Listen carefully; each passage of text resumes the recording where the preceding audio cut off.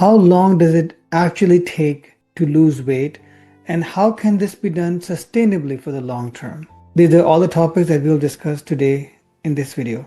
I'm Dr. Rawat, an Indian origin, England trained, Canada based family physician and founder of healthgroupcoaching.com, through which I run a virtual as well as an in person weight loss coaching program. One of the most common misunderstandings I see in the realm of weight loss is understanding the difference between the scale and fat loss. What you're really trying to achieve is fat loss.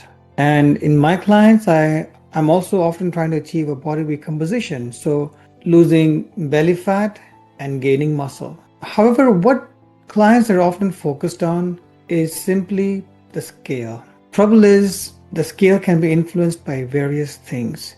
Your water weight, which is affected by your carb intake, sodium intake, sleep, stress, cortisol levels, time of the month, etc. And a lot of the initial reduction in scale weight is often loss of water weight. When we say water weight, what we really mean is glycogen, which is stored carbs or sugar in our muscles and liver. For each part of glycogen, there are 4 parts of water also stored in the body. If we were to do a low carb diet, fasting, significantly reduce sodium intake, then the majority of the scale weight we're seeing going down would be water weight reducing, and that technically is not fat loss. Fat loss actually happens at a fairly predictable kind of rate. On average, if you're in a calorific deficit of 3,500 calories per week, which is on average 500 calories or 1 meal per day, then you can expect to lose about 1 pound or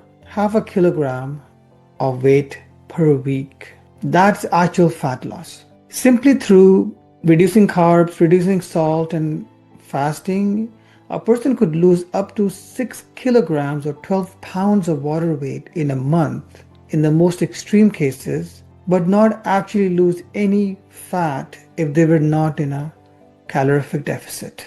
Unfortunately, a lot of people get into this cycle of losing water weight and then gaining water weight back again and finding that their body fat isn't changing, and that's because they're just fluctuating their water weight while their body fat stays the same, since they're not truly in a calorific deficit. All they're doing is changing their carb intake, sodium intake, and other parameters which have an effect on water stores in the body. One thing I like to remind my clients is that burning fat and losing fat are not the same thing.